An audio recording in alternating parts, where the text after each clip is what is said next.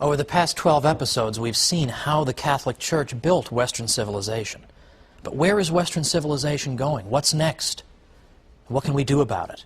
Join me today for the Catholic Church, Builder of Civilization.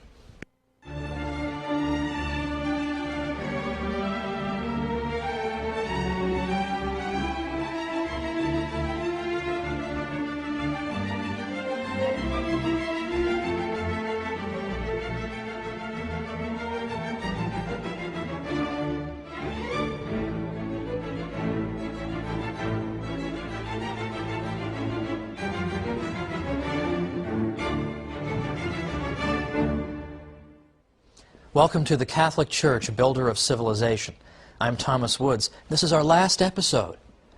So let's take a moment and take stock of what it is that we've seen thus far. Because I think when you put it all together, it's a pretty impressive package for the Catholic Church after all. For instance, we went after the subject of science right away, because there I think people are most likely to disparage the Church or to think not especially well of her, that she has not distinguished herself very well when it comes to science. But to the contrary, we've seen that modern historians of science, who would know something about this, they do this for a living, are now no longer saying that about the Catholic Church, that she's just an enemy of science. We've actually seen that the Church, in fact, introduced into our civilization critical ideas that made it possible for science to develop. In fact, it's not just a coincidence that science developed in a largely Catholic milieu, in a world that was formed by Catholic ideas, but rather it makes perfect sense, as we saw earlier. Beyond that, we looked at great priest-scientists whose names have been forgotten, but who achieved great things in the sciences. And at that time, I urged people, and I renew that urge today, to consider learning more about and even writing about the Jesuit scientists. These people accomplished so much in the sciences, it's absolutely astonishing, and yet no book about it? That is an injustice, my friends. Let's hope that it's rectified. Or how about charity? We all know the Catholic Church does great charitable work. But do people realize how great it is? Do people realize that there was nothing like Catholic charity in the ancient world in terms of the amount of charity that was done or the spirit in which that charity took place? Nothing like it. The idea that I'm going to give something to someone purely out of a desire to help that person, with no self-interest involved, but simply out of love. This is a revolutionary idea, but we take it for granted, don't we? When we hear that somebody's been charitable, that's exactly what we think about, that the person did something without any thought for his own welfare, but did something solely to help somebody else. We think of that as being charity. But why does that come naturally to us? Why do we think of that as charity? Well, it's because we live in a civilization that still bears the residue of its Catholic influence. If we were living in ancient Greece and Rome, we wouldn't have these ideas about charity. So people go through life thinking this way about charity, never even knowing that it's their Catholic inheritance that has given them those ideas. Well, we should point that out, shouldn't we? But then there's the university system. Who gave birth to the university system in the High Middle Ages? The Catholic Church. Who made that possible? Who fostered it? Who protected it? And who encouraged the kind of vigorous, rational debate that occurred within the precincts of the university? Of course, it was the Church. In fact, the Church encouraged the asking of questions. The whole tradition of scholasticism consists of asking questions and being certain that recourse to both authority and reason can resolve these questions. There was a confidence in the cathedral school at Chartres and in a great many other Catholic thinkers that God had not given us our rational natures in vain, but He intended us to use them. We should use our rational nature. We should use our reason to understand the world around us, and that reason properly applied will not mislead us. We've also seen that the idea of rights comes out of the Catholic Church too. Now this, for a long time, has been assumed to be a teaching that comes from secular thinkers, or non-Catholic thinkers at the very least, perhaps in the 17th century, little before, little after. But we've seen that in fact the idea of rights, natural rights, rights that inhere in us as human beings naturally, rights that mean that you can't invade my person, you can't kill me, you can't steal from me. These things that inhere in us as human beings, these ideas developed out of the Catholic Church and her own canon lawyers. And here I rely on an important book by Brian Tierney, who's one of the great experts on the idea of rights. He has a great book called The Idea of Natural Rights. And it's there where you see the most systematic refutation of the idea that rights just came out of nowhere in the 17th century. He shows that they came out of the heart of the Church. Now, we've also seen that international law comes out of the Catholic Church, too. International law, which is closely related to the idea of rights, comes out of the Catholic Church. Because international law says that some countries don't have more rights than others, but that each state has an equal dignity, regardless of whether the ruler of that state is Catholic or non-Catholic. If his only crime, so to speak, is being non-Catholic, you can't just depose him for that, because his state has dignity and the right of self-government just the way as any Catholic state would have, or state populated by Catholics. So international law, the idea there's an absolute moral standard that governs the interaction of states. Where does this come from? It comes from the Catholic Church with Francisco de Vitoria and Francisco Suarez and de Soto and all these other thinkers.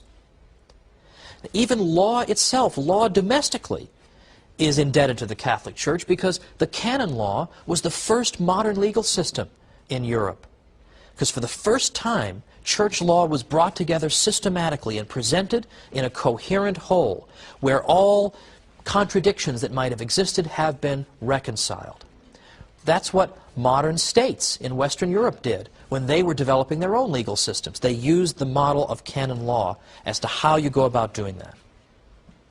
Now, in our first episode, I made brief mention of the study of economics. Now, economics really is an interesting science, so I don't want to hear any objections to economics.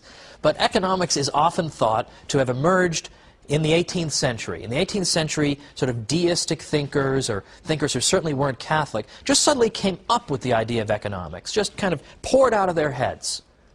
But in fact, that's not what historians today are saying. For the past half-century, historians who write about the history of economic thinking are now saying that it's not Adam Smith in the 1770s who just gave birth to economics, just came all out of his gigantic head. But instead, they're now pointing to people called the late scholastics, who were Spanish thinkers. Well, they weren't all Spanish, but the best ones were Spanish. So all you Spaniards out there, congratulations. As the source of modern economic thought, the late scholastics are really the source. One of the great 20th century economists, Joseph Schumpeter, said, "It is they who come nearer than does any other group to having been the founders of scientific economics." And there's been much scholarship written about this ever since Schumpeter wrote in the 1950s. Modern historians of science have continued to uncover the critical and important insights into economic thought of these people. For example, Raymond de Roover, Marjorie Grice Hutchinson, and scholars who are still alive like Alejandro Chafuin and Harry Vereiser at the University of Detroit. This is an important contribution as well. Now let me give an example of what I mean here. In the 16th century, when precious metals coming from the New World began to reach Europe, people noticed that prices rose. So what they recognized was there was a kind of a fixed cause and effect relationship going on here, that there was a relationship, some kind of a relationship, between the level of prices and the amount of money. So in effect, this was like an economic law. So they understood scientifically that there were relationships at work in the world of economics. This is an essential breakthrough. They also wrote great moral treatises relating to economics. Like Juan de Mariana wrote a fantastic treatise denouncing inflation, when governments inflate the money supply and thereby make each unit of money worth less. He denounced this as a terrible, inexcusable crime. Kings used to call in the coins in their realm and then clip them and save some of the metal and then return the coins to the people. And of course, he's gained an awful lot for himself, and they're stuck with these crummy coins they have to exchange at the old value. Juan de Mariana denounced this because he understood the economics behind it. Now, how did this go unheralded for so long? Why for so long did we all think Adam Smith had a gigantic head? Like, why did we think this? In part, it's because the people who wrote this stuff, the late scholastics, they didn't write books on economics for the most part. They wrote great moral treatises. And in the course of their moral treatises, they referred to economic topics. But they never had a book that said, here's our stuff on economics. So it was easy to overlook it. In addition, they wrote in Latin. And by and large, scholars today, particularly in economics, are not known for reading Latin. And so this was simply forgotten. And only now are we digging it out and saying, Catholics did this too. It's unbelievable. So I would say that we put this all together, and we haven't even talked about art and architecture. I assume that's taken for granted. The Catholic Church built Western civilization. And yet, not to beat a dead horse here, but this is one dead horse that amply merits a substantial beating. The European Union Constitution refuses to acknowledge the Catholic inheritance. Not a word. Western civilization comes from the ancient world, the Renaissance, the Enlightenment, and that's it. And whatever happened in between, nobody really knows, couldn't possibly have been very important. Seriously, only an imbecile could believe this now, given all the evidence that's out there. But this is what we're told by the European Union. And it can't just be ignorance. It isn't just that they're dummies and they haven't done their reading. It can't be that. Because nobody who would presume to make a statement officially on behalf of the European Union could be that uneducated. It's frankly because of hostility toward the Church. There is a hostility toward the Church. We all know it. And in fact, this colors people's statements and judgments. They don't want to give the Church credit for things. My own theory is that one of the reasons a lot of secular intellectuals despise the Church is that the Church, in effect, reproaches them for their immoral lifestyles. They don't like being told they're not supposed to do this and that, and every time they see the Church, it's a reproach to them. And so therefore they have to wipe it out, they have to destroy it, they have to ignore it. But we refuse to go away, don't we? We refuse to go away. Well, after the break, we're going to talk about the state of Western civilization right now. Look around at the art world a little bit, the state of things, and see what, if anything, we can do about this. And what can we do to take this knowledge and spread it out there to the world? I wrote a book called How the Catholic Church Built Western Civilization, because I hoped it could help to spread this knowledge among the general population. Let's see what else we can try to do to make people aware of what an extraordinary treasure the world has in the Catholic Church. Supernaturally, yes, but even on a natural level, all the glorious things she's done. How do we spread that around? Let's talk about that after the break, and we'll see you in just a minute.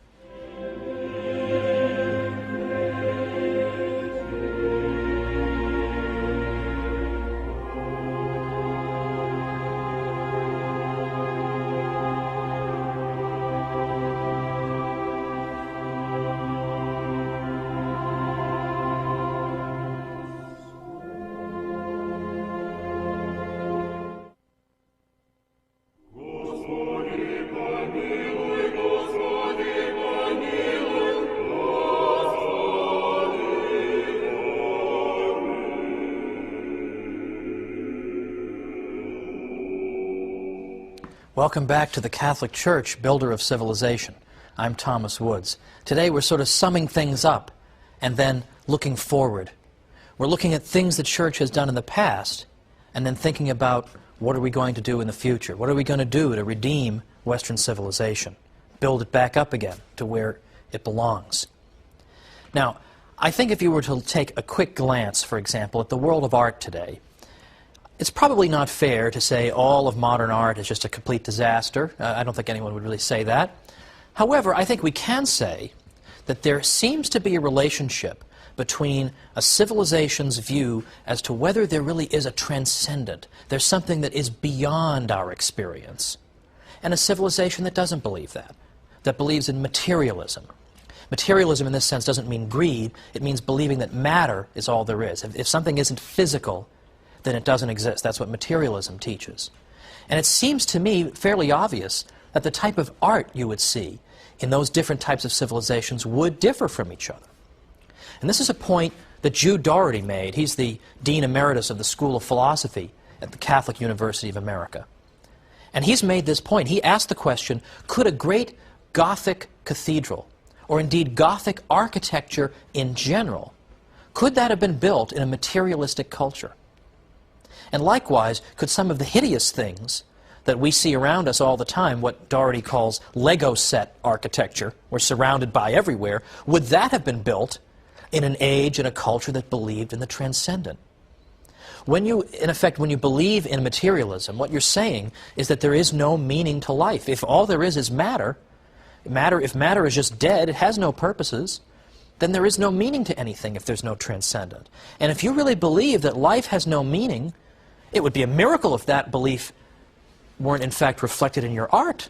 And we see that. Of course, we see that everywhere. Now, I suppose it's shooting fish in a barrel to criticize some of the excesses of modern art, so I'm not going to do that. There's a little bit of that in my book, and you can find that all over the place. But I do remember walking into my classroom back in the years when I was a professor in New York, and I had a newspaper article, and I said to them, this is a Western Civ course, I said, ladies and gentlemen, I want to update you on the state of Western civilization. And I read to them this news item. And it was a news item about the Turner Prize exhibition in England. It was a prestigious art prize.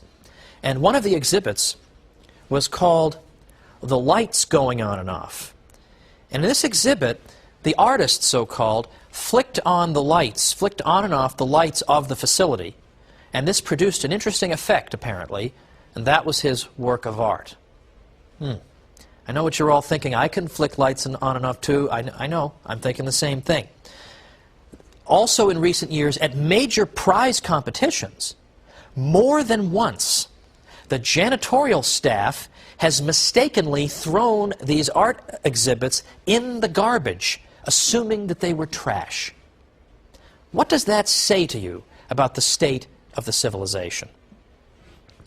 Now, if we Catholics don't defend ourselves, as I said at the beginning, nobody's going to do it for us. We've got a glorious civilization behind us. We've produced some extraordinary art that is admired by people all over the world. Now, it's true, though, that we're not Catholics because we produced great art. We're not Catholics because the Church helped to foster the university, or because the Church encouraged the sciences. These are all wonderful things. That's not why we're Catholic. But there are a couple of benefits that come from knowing this information. And the first one is that a lot of people do believe a lot of negative things about the Church, don't they? A lot of people believe these negative things. So if we can show them that they're mistaken, that in fact a lot of these misconceptions are exactly that. They're just misconceptions without historical foundation, we will have struck down an obstacle to their conversion. So it is important to know this knowledge, even if it's not the reason that we're Catholics. It will help us when we interact with people who have deeply embedded prejudices. But remember, nobody's going to defend ourselves if we don't defend us. We have to defend ourselves. We have to be prepared to tell people these things when they come up and say the Church has been nothing but a blight. We have to have an answer for that, because they're not going to have the answer. We need to give them that answer. But secondly, these things help to confirm our own faith. And what I mean by that is that we should expect Christ's Church to bear such wonderful temporal fruits. Because if the Church really is what she claims to be, she's the bride of Christ, she's a divine institution, then naturally we would expect her to bear great supernatural fruits in the form of grace and the sacraments. But we should also expect her to bear great temporal fruits. And when we in fact confirm that, and we see that, it helps to confirm our faith, doesn't it? It helps to confirm our faith. Now, looking at the state of Western civilization, our past couple of popes have been frankly saddened and have noted the attempt by people to pretend that the Catholic inheritance is dispensable or perhaps doesn't even exist. You cannot think of constructing a common European house neglecting the very identity of the peoples of our continent. That's what Pope Benedict XVI said recently. He's very interested in this subject of how do we redeem Europe. Pope John Paul II, on one of the 9 or so trips to Poland that he took during his pontificate, said this to the crowd: giving in to desire, to sex, to consumption, that is the Europeanism that some supporters of our entry into Europe think we should accept. But we mustn't become part of that Europe. We, he said, were the ones who created Europe, and with much more effort than those who claim exclusive rights to Europeanism. What is their criterion, the Pope said? Freedom. But which freedom? The freedom to take the life of an unborn child? Brothers and sisters, he concluded, I protest against this concept of Europe held by the West. And this message must be shouted loudly from this land of martyrs. Europe is waiting for redemption. The world needs a redeemed Europe. Now, I myself am a convert to the Catholic faith. And when I initially converted, I converted in large part because of theological and scriptural reasons and a lot of study. And I knew I had done the right thing. I knew I had acquired the pearl of great price. Well, this project has been, in effect, like a second type of conversion for me. I've renewed all the enthusiasm that I had for the church when I first entered. Because I knew a lot of this stuff about the history before I wrote How the Catholic Church Built Western Civilization, but I learned a lot more as I did it. And I said to myself, this is it. This is the institution that Christ established. Look at it. Look at all the wonderful fruits. Now, how are we going to get this out there? Well, I would say a key method is educating ourselves, and that includes educating the next generation. So it seems to me that either homeschooling or Catholic schooling that includes sound historical study is absolutely indispensable. Because let's be honest, a lot of people in the world are not particularly knowledgeable about the stuff we've covered here. So it only takes 2 or 3 really well thought out sentences to knock over their whole case. So if we got our kids ready so that when they go out there and they find themselves fighting against anti-Catholic propaganda, if they're ready to meet it on its own terms, people are going to be stunned. They're not going to know what to say because nobody's got a good historical foundation. But disproportionately, I believe that students who are being homeschooled, even though they're a minority, they will still disproportionately, out of proportion to their numbers, be numbered among the educated people of our world to come. And they will be ready for the usual claims made against the church. That's essential. We're all set to get started homeschooling our kids. I can't wait to do it. But in the case of my own conversion, you know, I remember, if I may be pardoned this personal conclusion, I remember I was on the verge of converting. And, you know, people wanted to send me books showing me why Protestantism was false and Catholicism was true. And I appreciated that, and that was good. I did want to know those things. I did want to be able to answer the arguments of Luther. But ultimately what happened to me, and the whole story would take a little bit longer, but what happened to me was I reached a point at which I came to the conclusion that I wanted to be a Catholic. I pretty much knew I wanted to be a Catholic. All of a sudden, this fascinating and extraordinary and gigantic institution was just staring me in the face. 2,000 years of tradition staring me in the face. And even then, I knew some of her achievements in Western civilization as well. And frankly, I know I shouldn't put it quite this way, but I want to be honest, I just suddenly felt stupid. I just thought that all this time, I've had this institution and all its glorious benefits and all the wonderful things she's done and all her beauty staring me in the face, and I haven't immediately rushed to embrace her. Frankly, I just felt stupid. I didn't really need books showing me why I had been wrong before. I knew there'd be time enough to study all the ins and outs. I just wanted to learn the faith. Just teach me the faith. Show me what the church teaches. That's what I want. I read Father Hardin's Great Catechism. I just absorbed it, and I said, yes, this is what I've been thirsting for. And I bring this up because I have a friend who contacted me not long ago, and he's having second thoughts. He's a Protestant, and he's thinking maybe he wants to become a Catholic. And my first instinct was, let me send him all these books showing him why he's wrong to be a Protestant. And I realized, you know what, he's going through just what I went through at that time. He just feels like kind of a doofus, that all this time he's neglected the pearl of great price that's staring him right in the face. This great institution, the most beautiful institution in the world. So instead, I just sent him books that explain the faith. Here is what it is. That is what converts people. And so when I finally converted, I said to myself, you know, no longer do I have to feel alienated from this extraordinary institution that has built the very civilization in which I live. I'm part of her now. And all those saints who lived from that 1,000-year period that Lutherans despised as having been unbiblical, They became my friends. I could be friends with St. Anselm, whom we talked about in this series. I could be friends with St. Thomas Aquinas. I wasn't alienated and separated from them. I was united to them in the bond of the communion of saints. This, in effect, was what helped bring about my conversion, and why this historical project for me has in effect brought back so many wonderful memories, that all these things are what brought me in, ultimately, in the beginning. Now, one of my favorite quotations from the saints comes from St. Thomas More, who said that nobody on his deathbed ever regretted having been a Catholic. Now, isn't that true? Speaking to an audience of Catholics and non-Catholics, I can assure you that that is true. Now, over these 13 weeks, including today, it's been a real pleasure, if I may quote some other people in television, to come into your living rooms, and I'm deeply honored that you've welcomed me. I hope that some of the material that we've covered has been helpful to you, has made it easier for you to defend the Catholic faith, and has, in your case, as in mine, helped you to fall in love with her all the more. And so I wish you all the blessings of God, and I say to you, thank you very much for joining me, and God bless you, and perhaps we'll meet again sometime in the future. Thanks so much for being with me for the Catholic Church, Builder of Civilization. I'm Thomas Woods.